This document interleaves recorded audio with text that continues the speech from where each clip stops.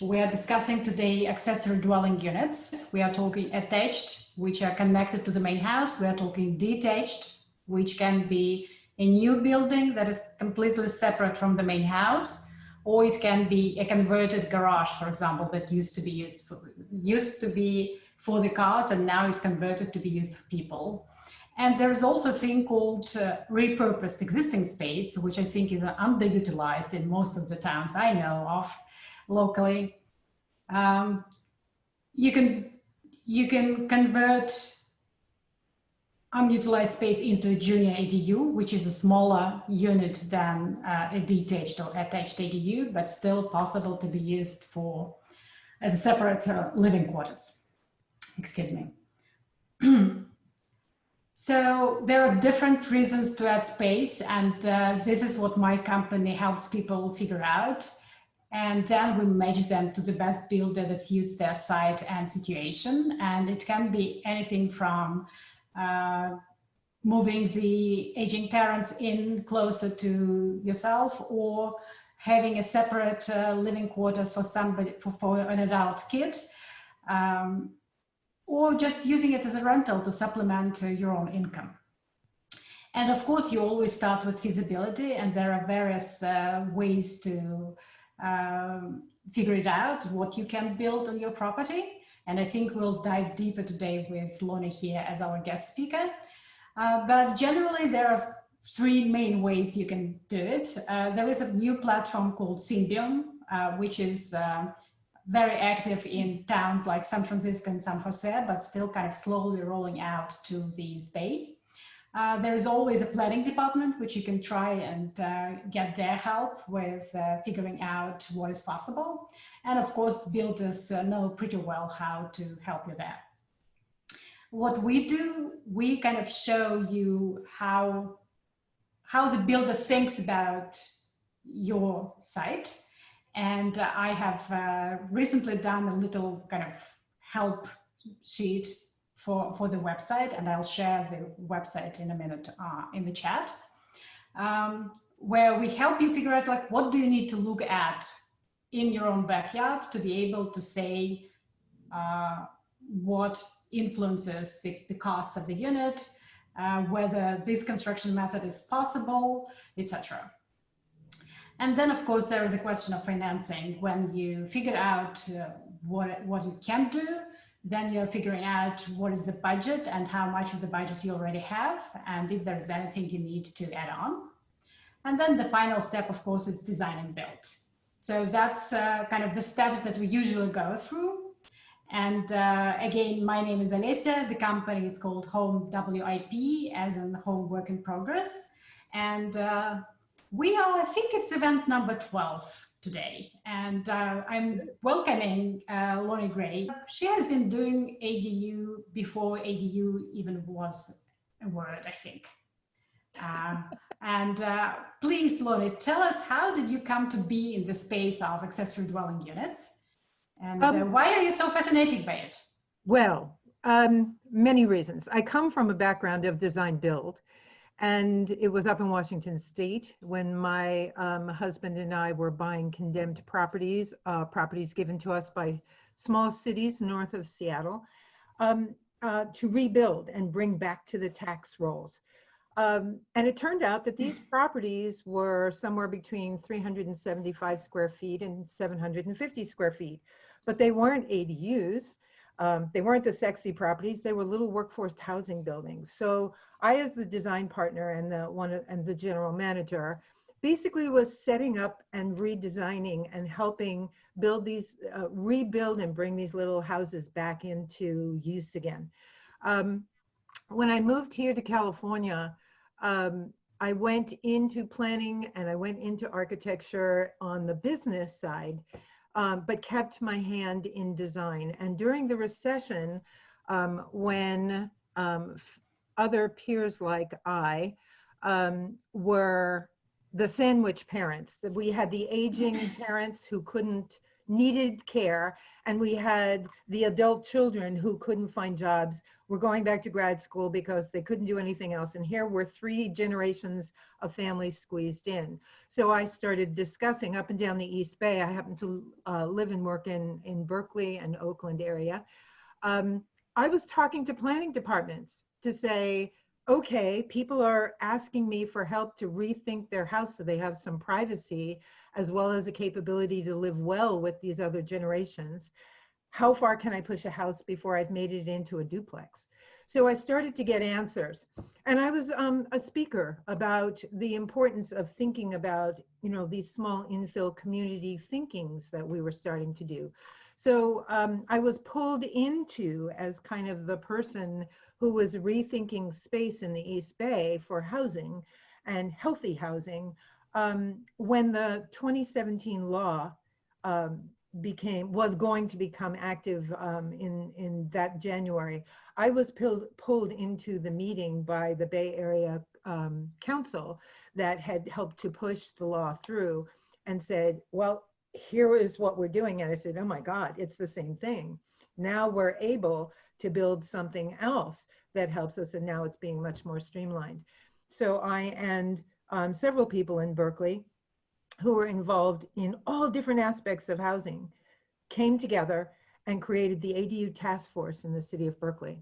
And we started becoming educational ambassadors for homeowners to explain the law in simple terms so you could understand what was going on and how you might make use of it.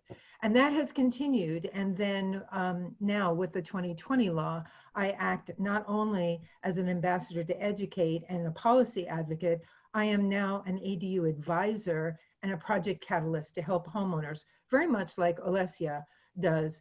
I have been helping people discern where to put them and how best to get it happening and to go through the process of permitting.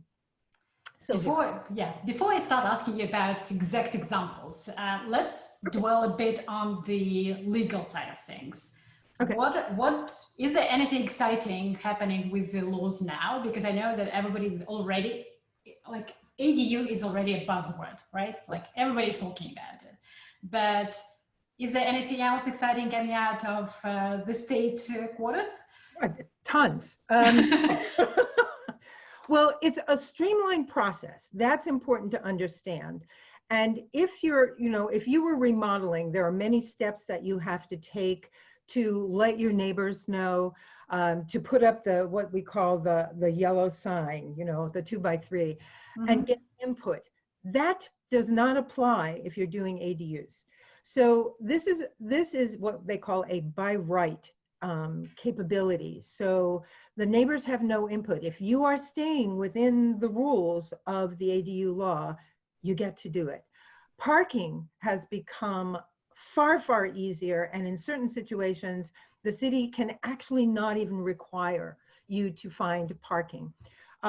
One of the wonderful things that about the newest version of the law, which went into effect in January 2020, was that if you are knocking down, if you've decided that you're going to use your garage and do a conversion, then normally what had happened is cities and the local jurisdictions could determine how much of the old structure you had to keep in place in order to say, I'm converting my garage. This is not new construction. And that meant that these poor contractors had to float these old decrepit studs, like 50 or 60% of them, and kind of stack them with a new stud and float this part of the old building in order to get this conversion right. That has gone away. So now they can totally demolish and rebuild in the same footprint, clean, which allows you to do better design, better window placement, allows you to really just think what's best for this ADU as opposed to trying to keep this fake framing of the old garage. What other good things? Now you're allowed to have 2 ADUs on a property that is a residentially zoned property. You may have one freestanding outside in the back and you may also, if you wish, do what they call a junior ADU, which is a slightly smaller sort of kid brother of the ADU internally in the building. So essentially now, if you need, you can turn your single family property now into a 3 residential community or unit as your family requires. So it's being much more responsive to the needs of families. And that's the biggest power and the best thing. I mean, it's not perfect. We're still struggling with bits, which is why we're still in advocacy. But it's moved housing into our own hands, and that's quite powerful. Yeah. Actually, an interesting thing here, I think it's important to have a very educated homeowner, because there is still a lot of uncovered ground. And what I see happening still, you know, on the other side of the bay, is that the cities are trying to say to homeowners, yeah, 30 feet setback. And then I come and go like, No. Dear town, please repeat. And they go like, yeah. If you think about it, it's 4, but we would prefer 30. And I go, yeah, of course you would prefer 30, but it's 4, right? Right. So and that's why I'm doing these events, because it's very important to know what you are allowed to do and stand your ground. The important, exactly so, Olesia. The issue is that it's really important for the homeowner to understand the underlying state law rules, because what's usually, I mean, this is a law that has kind of flipped itself on its head. And by that I mean, when a state creates a law, usually here in the state of California anyway, it tends to create a baseline of rules and regs. And then each of the local jurisdictions chooses to say, well, based on my general plan and our constituency, we're going to refine this and make this, you know, rule a little more stringent here and a little more stringent there. So the more local you go, the more restrictive laws tend to be. The ADU law, the state law, forbids that. It basically says, in the actual text of the law, you may be less restrictive, cities and counties, but you may not be more restrictive. So that's really remarkable. And also the state law, where there's a conflict, will tend to hold sway over the local ordinance. Therefore, it's important for homeowners to understand the underpinnings, because when there's gray area and the state law helps them, they need to know that it's there to help them. Yeah. Well, now it's a good bridge to some of the examples. Okay. What became possible with the new law that you couldn't do before? You mean from 2020 or 2017? Yeah, 2020. Okay. Well, the two, instead of now the inside outside, and that has allowed multi-generational families to create things. I have an example of an amazingly wonderful family. The eldest owner of the house, of the property, both of them have disabilities that are growing with age. And so they have their son and their son's children on the property. And so not only do they need to create an ADU in the back for themselves that is universally designed, they also want to be able to have a caretaker be able to eventually live on the grounds with them. So their son and his family can eventually move into their house. They can move into the ADU, and the caretaker can move into a garage conversion or a junior ADU. So all of a sudden, possibilities to truly age in place are happening. Other things that may not, I mean, oh, here's a really hysterical story. This is one of my favorites. I have a couple who's divorcing, and essentially because of the price of housing, they can't afford to split up and each buy a new house. I mean, they've been together for over 40 years and they've decided enough is enough. And so they are choosing to build an ADU in the backyard, and one will have one and one, you know, it's obviously an amicable divorce, but this is the first time I've seen it used to help a divorce happen. and yet they're still sharing the same property, which also means that they have the same circle of support that they've had for however many years they've lived there. Mhm. So they're not losing that. I have, there's some financing programs that have come into play in Alameda County that have been very useful for some folks. It's from the A1 bond that the citizens voted in 2016, and makes it funding is available to upgrade the home and to let seniors and those with certain income levels and or disabilities age in place with the support systems they've developed. And so I'm seeing ADUs used as a way to help them afford medical care by putting someone in there that can help them pay these additional costs of later, Mhm. you know. Yeah, the ADU is amazing as a flexible housing solution. It's like just amazing because I've Yes. heard people buy the property together and then add an ADU so that they could, you know, not families, but just friends buying property together. And then one of them is living in the new ADU and one of them is living in the main house. And again, they split the cost of the mortgage.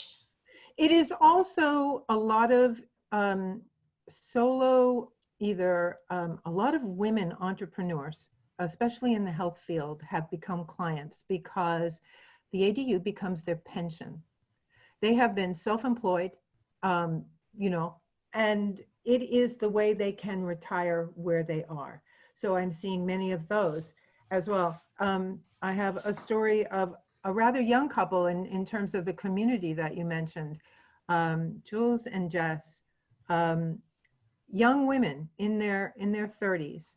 And one woman, a single mom, had a problem with her birth. And while her daughter is lovely and fine and healthy, she is now losing her hearing and will be probably tone deaf by the time her daughter, totally deaf, by the time her daughter hits kindergarten. She's learning signing. Her dearest friend and she are combining forces to buy a place, build an ADU, so that her friend can be the auntie that lives in the back that helps her support the family. There are amazing stories of families coping and using the ADU as a wonderful tool or coming together to create a community, which in today's day and age of these not so happy times of COVID, having other folks around you that are inside your bubble is a great advantage. It really can be helpful and socially and emotionally supportive. And was there a change in the maximum size between the 2017 and 2020 law? Yes, there's like 3 pieces that came from the 3 laws. So the full range of what an ADU can be as small as an efficiency unit, which right now the state says is 150 square feet, all the way up to 1,200 square feet. Okay, so that's the basic range of ADUs as the law writes it. But then there's something I refer to as the 800 rule. That says essentially, now cities of course use many different kinds of tools to constrain buildings on a lot, lot size, the floor area ratio, percentage of coverage. These are all planning tools that cities use to make sure we actually still have trees and green and yards and good things. But they often will use it to constrain an ADU so it couldn't happen. So the state came in and said, okay, you may use most of these tools as long as the resulting ADU is not limited to less than 800 square feet. So that essentially is if you can create and find a space to build an 800 square foot ADU that's set back 4 feet from the back and 4 feet from the side of your lot lines and is 16 feet high, it's pretty slam dunk that you can get it built. Okay. And the last thing that came in this year that was really quite remarkable is that the state said to all of the cities and counties that you cannot make your maximum ADU size is too small. So they say you may not go less than 850 square feet for a studio or one bedroom, or less than 1,000 square feet for a two bedroom. Doesn't mean you have to build that size. It just means that they can't put that constraint on you. So it's allowing bigger and more varied sized ADUs to happen.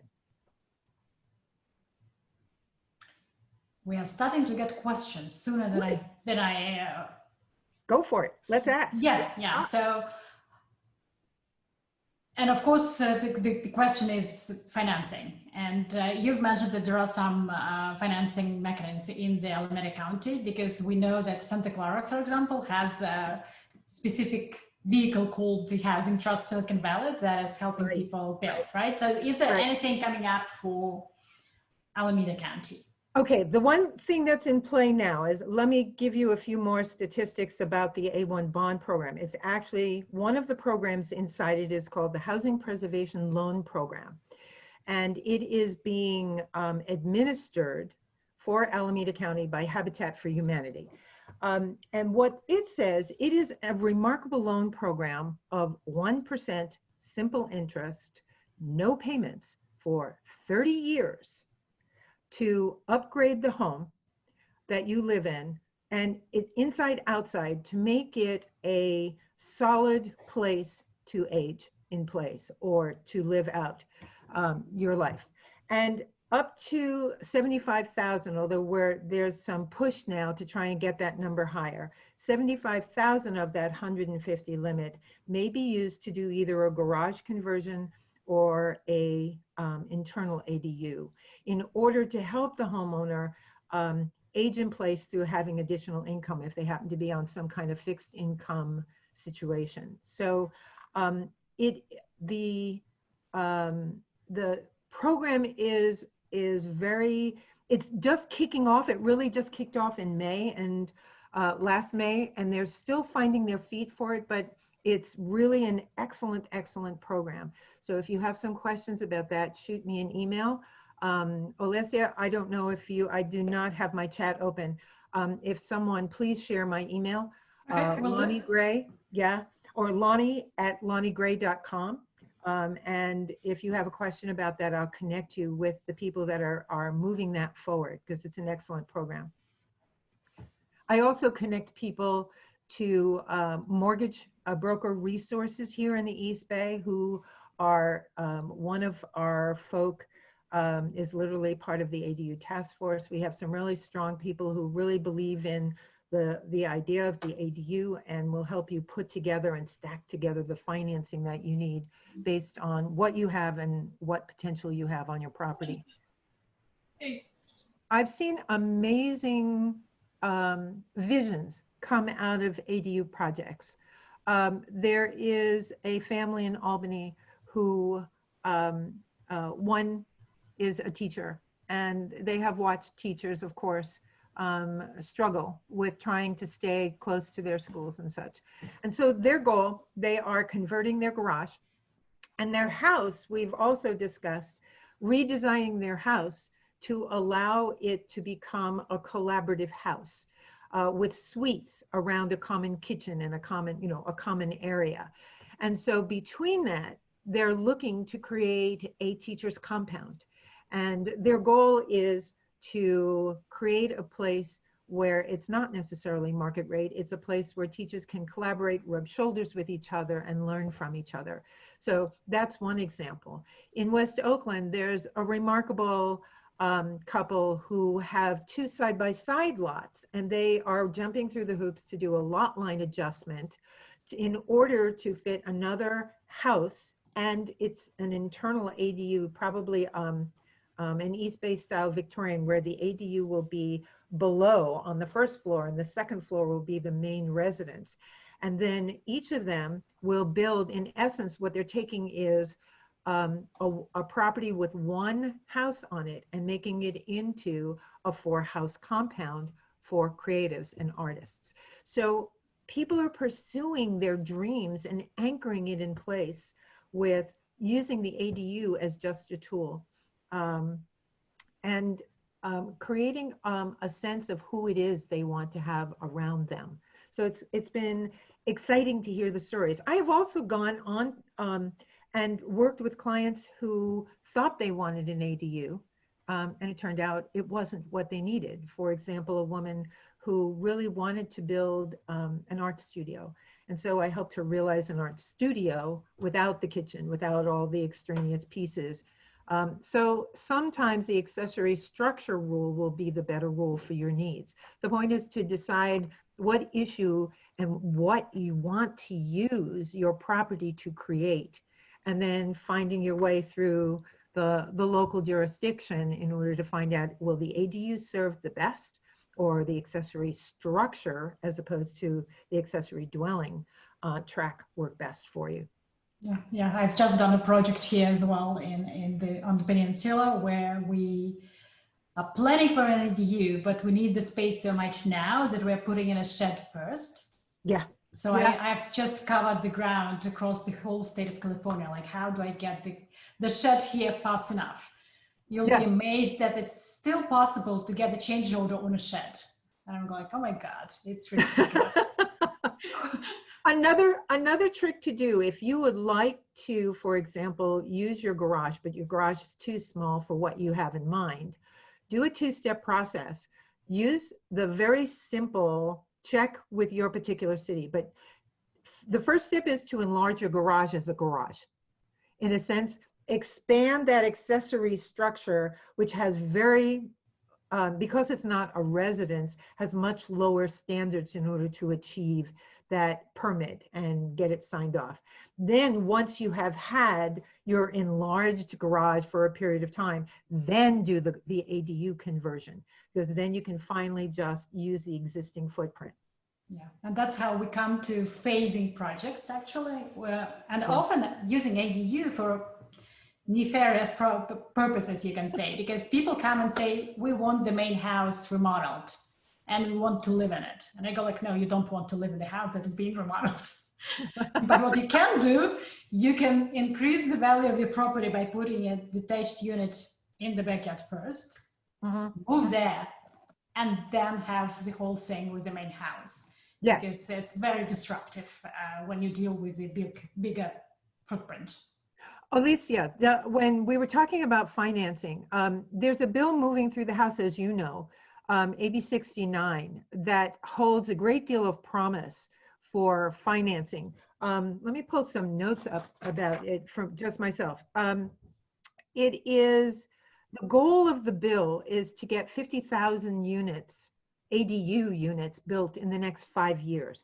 And it's basically tasking our treasurer to come together with HCD, Housing and Community Development, which is the main agency in our state that handles and administers this ADU law, as well as mobile home law and other things. And then also the California Housing Finance Fund. They will have 6 months if this law passes. We will probably start going into effect in January. So by July 1, they will be tasked with creating a program in which the state itself will guarantee to a certain percentage a lender lending to build for construction or remodeling in order to create an ADU. So by guaranteeing, it's lowering the risk for the lender. And what it's doing is encouraging more lenders to move into the ADU financing arena. So it's quite exciting. It will be for homeowners far more than investors. In this case, the way the law is being written so far, it's for homeowners who have no more than 3 residential properties, 1 to 4 units. So it's not meant for the investor to sort of make use of. And so it'll be very interesting to see how that stirs the pot in the lender side to encourage new ADU programs. I'm looking forward to that one passing. It should be quite exciting. There's another one, SB 1120, that has to do with potentially allowing us to subdivide properties where an ADU has been built.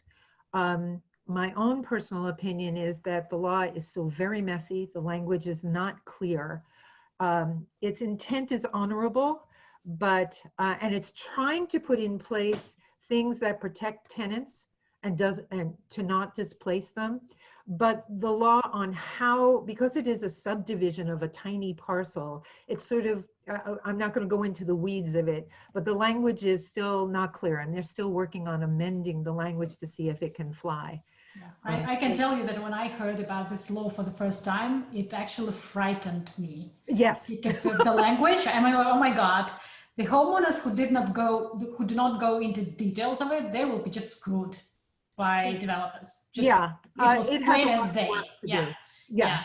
But Yeah. on the other hand, if a homeowner knows about it and is thinking about ADU, it's so important to think about the location of the ADU. Yes. Because you could just, if you think about it as at least an option in some distant future, you will put an ADU in a completely different place if you're not thinking about it. And that's, it's amazing how every little thing in this ADU business matters. Yes, And, that's true. yeah, and that's why we have these events, because every time we learn something new. It's incredible. There's also, it was a law from, that didn't make it. The governor did not, basically gave our legislature the word that he would not sign it if it made it to his desk. So nothing happened with it. And that was the small house standard.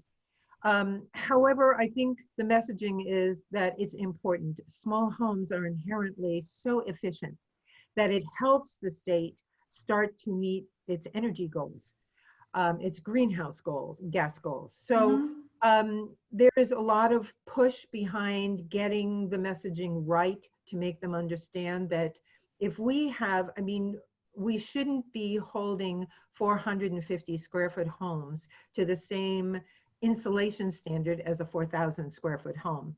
And right now it is. It's being held to the same standard in order to meet our new green code, which is quite stringent.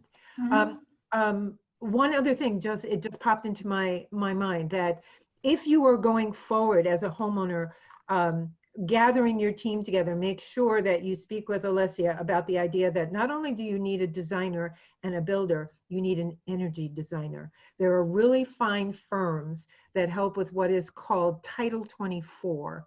This is in order to get that ADU signed off now in 2020 and beyond.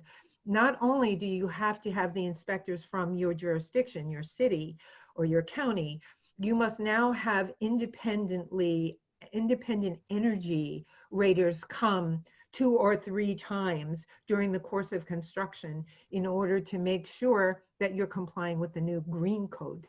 So it's part of the team that you have to think about. It's not an expensive addition. They're reasonable, but they are part of the team, and you want them on board as the design is happening. Yeah. And interesting enough, what I come to see like every day these days is that often it's advisable to start early on all sorts of prep documentation, like site survey or soil report if you need one. Yes. And I am not familiar as you are with Berkeley and Oakland area. Is that a usual use case? Yes, well, surveys are pretty much standard fare, and many of in the city of Berkeley, many of the garages are on the 0 lot line. They're right on the boundary, so it becomes a necessity. One of the things that it's really important that you have a sense of what it is you're planning before you have a surveyor in, however, because if you're planning to do something that's pretty far away from your boundary lines, you may be able to get away with just a simple boundary line property survey. Other times it's really important to get a full survey of the property and the lay of the land and different pieces. So before you jump into spending that money, start to confer with your general, with your team, how much is needed. Is there a concern about where the lot line really is? So those things will have to be submitted to the city. And you can go in with sketches if you have a city that's amenable and you're comfortable talking to planning. At least in the East Bay, sometimes I will actually send someone in with the, drawing on the napkin if need be, to get first impression back from your city. It's important. Those kind of things can be taken to the designer that you ultimately select and say, this is what I found out, and this is why. So there tends to be, I have a flow chart on my website that kind of shows that, yes, you gather your team together, and then you discuss what you think the first sort of schematic conceptual idea is for the best place with a site evaluation. Then you take that conception and you go to the city informally, or you pay your general to go to the city. And then they bring that feedback back to the design team. So the design team is working on something that will pass through the city quickly. So there's a kind of loop back that happens as part of the flow to get your permits to build. Anything you can mention, like how high ADUs have you actually seen in action? Well, at this point, most cities are pretty much sticking, at least in East Bay for sure, the 16-foot height. So unfortunately, another point of sort of beating back on rules and regs and advocacy is to try and go higher, because I'd love to see yards being able to be kept for children and gardens, and us being able to build ADUs on top of garages. But at this point, we're restricted to the 16-foot. But always check your local ordinance. It's important to understand the state law underneath, but check the, Oakland has a wonderful link now for both the residential steps to jump through, as well as the multifamily. There's a whole segment for the multifamily piece as well. There's new pieces to the law that encourage people who have multifamily units to be able to add ADUs and additional housing into non-habitable areas like garages or storage spaces. So they're encouraging us to use underutilized spaces all over to turn them into living places. There was something that you said. Are you saying that right now you're not allowed to have a junior above the garage? It depends on the height. If the garage, yes, if cities are restricting them to 16 feet. Albany will let you do another foot and another 18 inches if it's needed to sort of meet the design consistency with the main house. So you sort of get up to 17.5. So it's important for you to jump into your local ordinance about ADUs to see what little design development standards the city wants to hold you to, and then bring it back to your team and make sure they're totally aware of it. Yeah, talking about teams, I was calculating recently how much professionals you need to get the build. I mean, I was looking at the bigger house, but I stopped counting at 28. Well, yeah, because, you know, like you say general, but we all know that it's also an electrical, an electrician, and then a plumber, and this and that. And I've mentioned Title 24 consultant, and suddenly you're at 28 and going strong. Yeah, so it is important to get a team together early, and especially important in ADU business to get a team who knows about ADUs. That's I have a guild around me, which you know, because we're starting to blend our stable of ADU specialists together, you and I.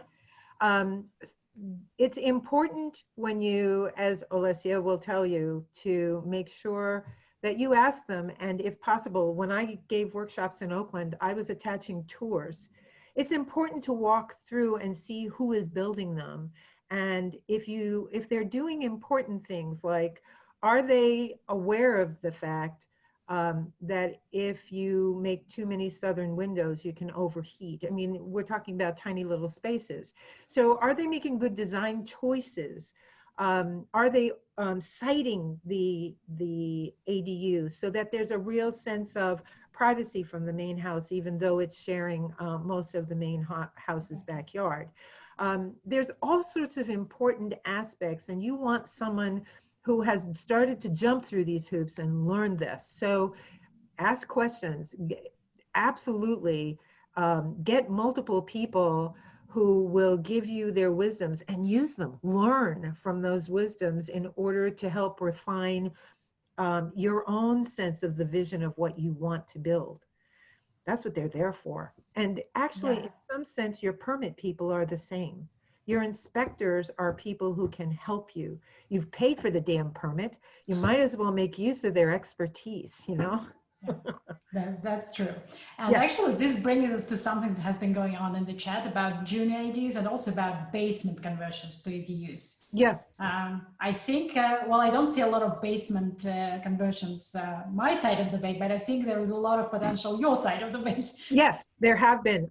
It's been one of the major clientele I've done is if there is a basement, especially if it's a basement on a somewhat shaped lot that allows the basement to have not even a daylight basement, but literally can walk out the back door onto level area.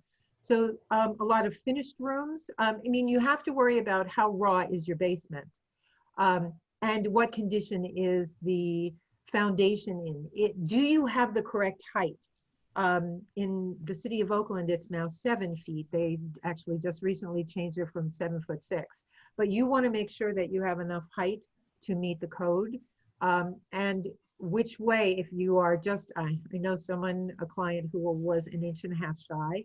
So the decision was lift the house, drop the floor. Another way around it. So yes, there have been a huge number of basements. And the thing that you have to be aware of is there needs to be what is called an egress window access in the bedroom of your ADU. And that is a specific sized window in which that is large enough to allow a firefighter who is in full gear with all of his equipment to be able to break that glass and get into you if you're sleeping and there's a fire.